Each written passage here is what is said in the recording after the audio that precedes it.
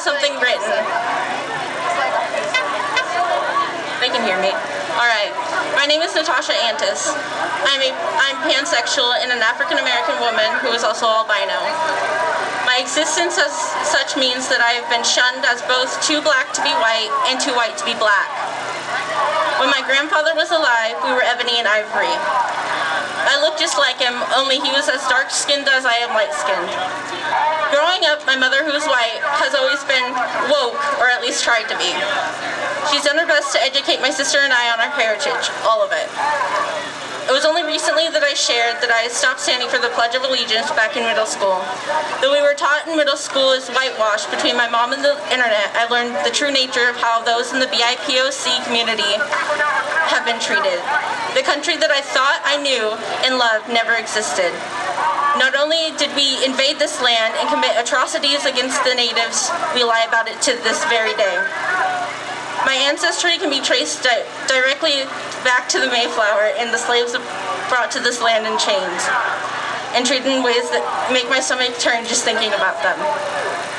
The American flag has been used as a weapon to oppose the very people who literally built this country. It is being used as a symbol of hate and bigotry we the people are supposed to be united against. Today is about reclaiming our patriotism, to returning the symbol of the flag to all Americans, regardless of the color of their skin. And every day after this, we will be fighting for the Fourth Amendment to finally, truly including all of us equally. Until that time, I will continue to kneel, I will continue to rally, I will continue to use my voice and my vote to work towards truly being one nation after 400 years of division.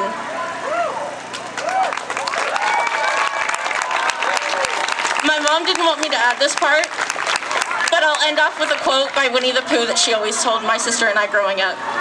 If you don't have anything nice to say, don't say anything at all, but if they're a Nazi, punch them.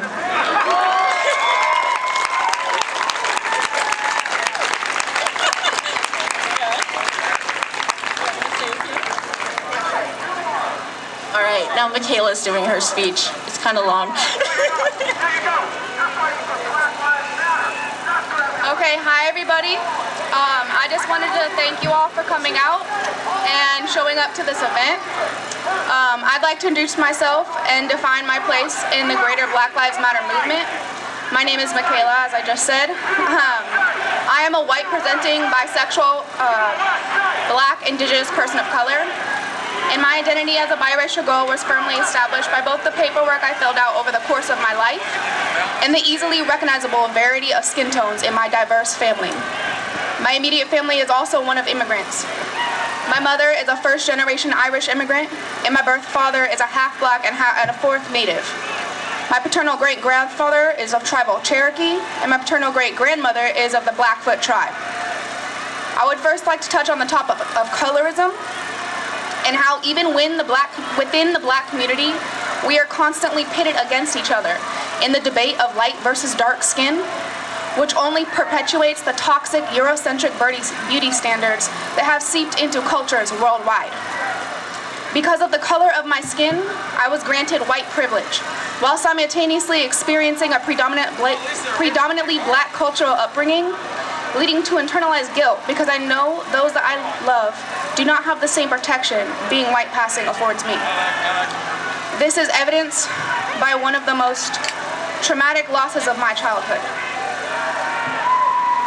When I was 9 years old, my paternal uncle, Willie Thomas Grisby, was murdered by the Portland police. This has always been hard for me to speak on personally, so allow me to quote PortlandCopWatch.org. The Bureau's December 7th news release reports that the medical examiner found 13 shots hit Grisby, but did not kill him immediately.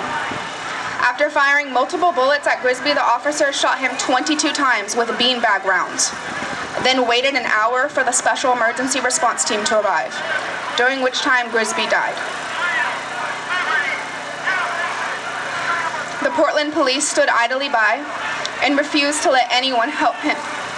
while my uncle struggled and ultimately bled out on the ground and died in the time they let lapse between brutally and lethally injuring him to over an hour when SERT arrived on scene.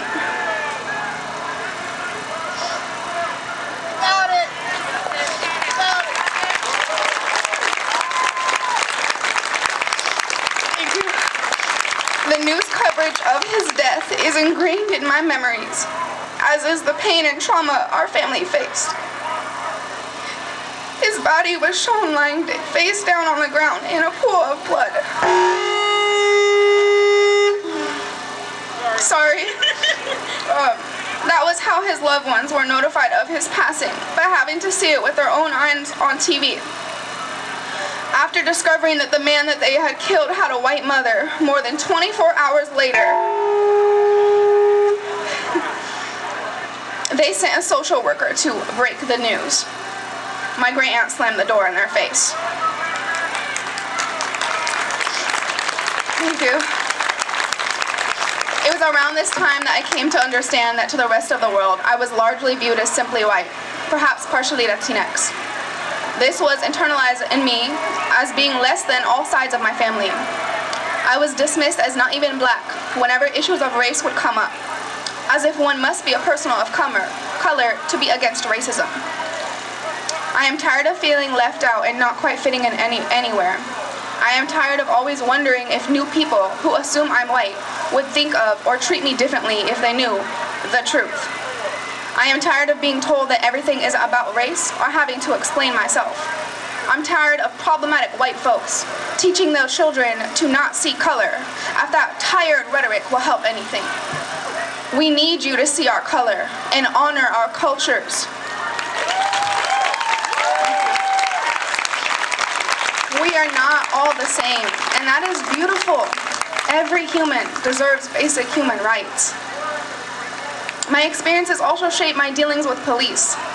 While not having to fear for my life the way my sisters and brothers do, the ever-present guilt eats at my very soul. Would my sister Alexis have been let go with just a warning?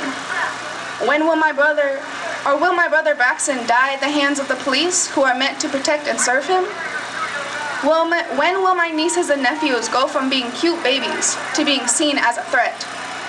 How much time do they have?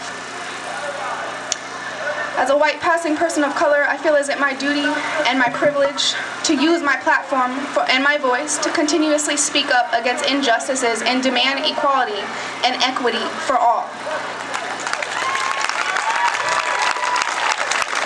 The roots of racism go deep. Intergenerational trauma is yet another of the burdens placed on people of color in this country. 400 years ago, America was founded on lies, genocide, and kidnapping, and enslavement. We ripped indigenous children from their families then, and we're doing the same to Latinx children today. We commit further wrongs when we allow whitewash history to be taught to new generations. As we say, those who do not learn their history are doomed to repeat it. This is my last little bit, but thank you all. We can and will change the world. We can make a better world, a more loving world, a safer world. It's going to take a lot of work, especially and most importantly from white people, to not only acknowledge racism, but to do something about it. Being here for this event shows you support the Black Lives Matter movement. What I'm asking you to do is not some great feat, but a collection of everyday actions that will continuously fight back against those who would rather things stay as they are, or worse still, return to the Jim Crow era.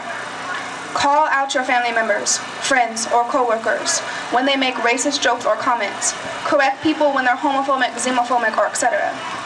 Basically, what I'm asking you to do is be decent humans every day and see the world from a different perspective. We live in a cruel system, but change is coming. Thank you for your time, and thank you for caring about us, and thank you for caring for Black lives.